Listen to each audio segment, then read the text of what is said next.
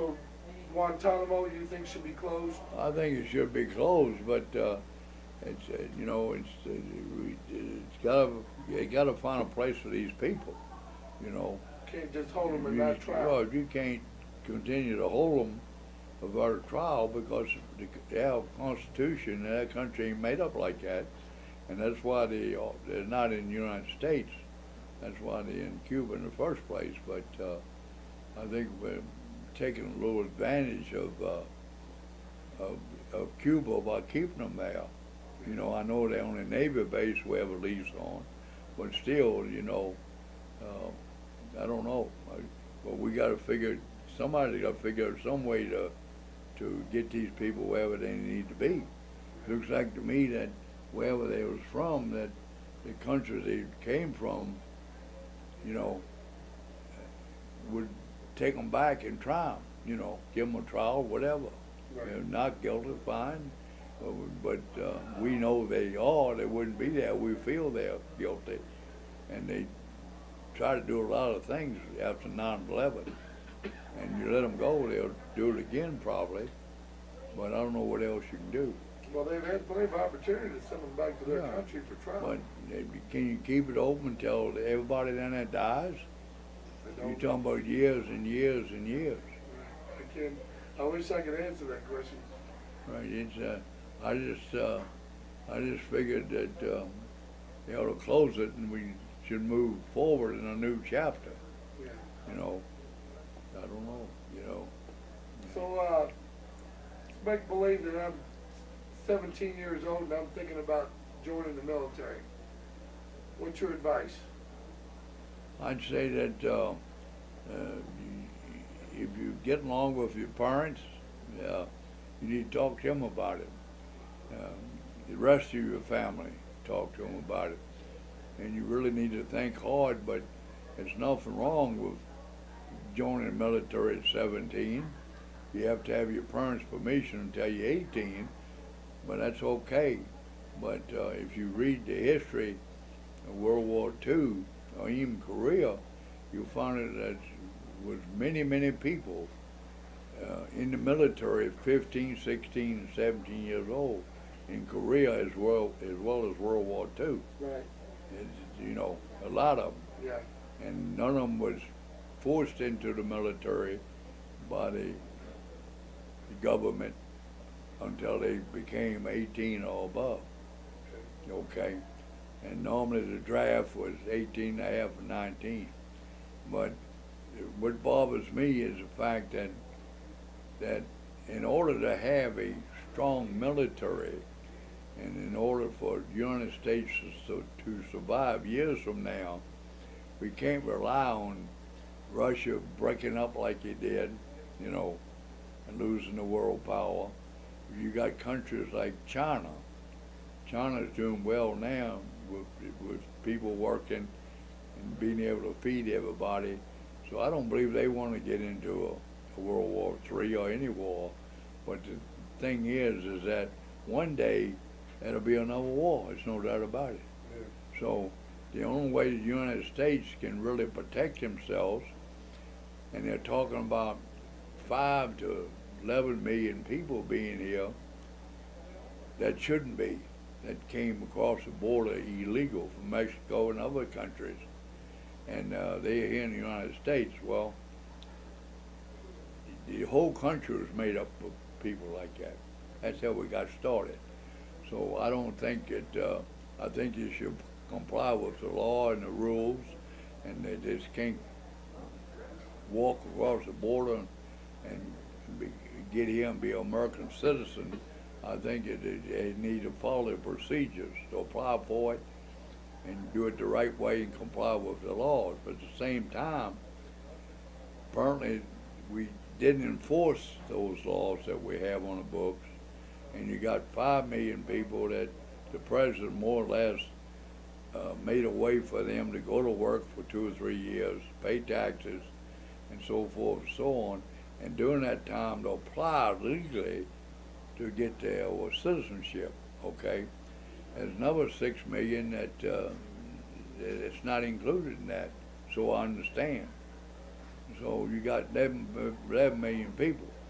Okay, this takes the 5 million that he more or less gave them a way to do this under his executive order that the Congress wasn't willing to do.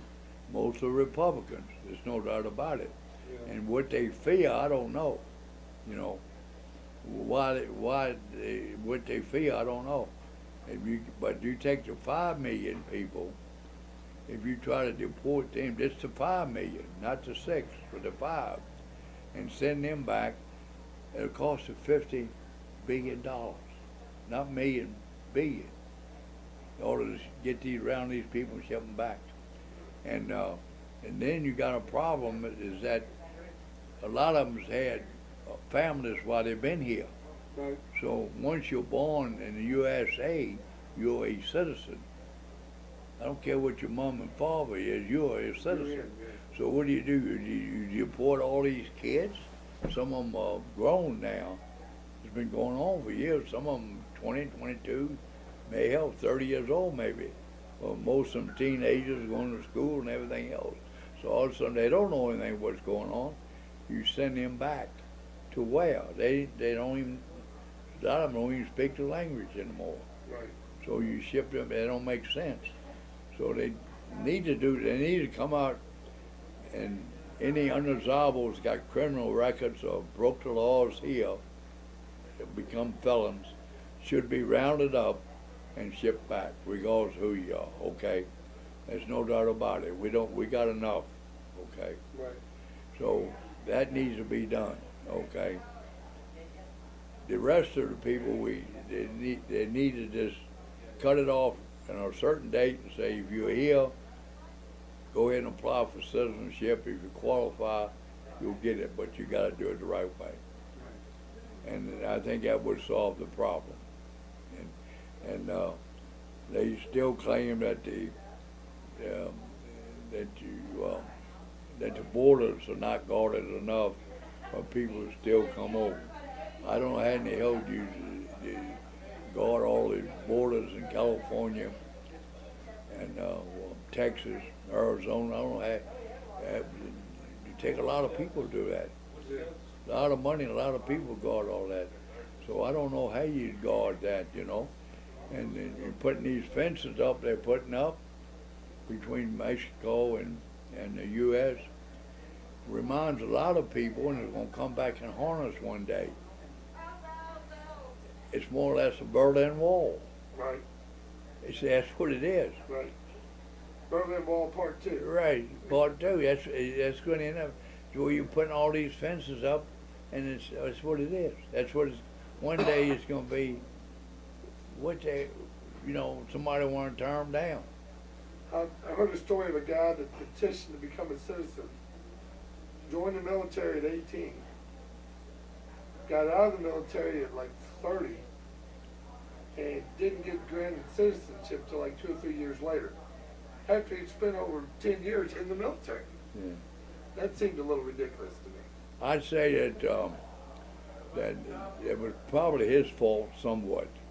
He didn't apply. I don't know, but if after he served only on the first tour, 2 to 3 years, whatever he signed up for, if he served that in honorable conditions, got a discharge and re-enlisted, that is, you don't just extend, you re-enlist. Right. So therefore, they discharge you and re-enlist the same day, for another 3 or 5 years.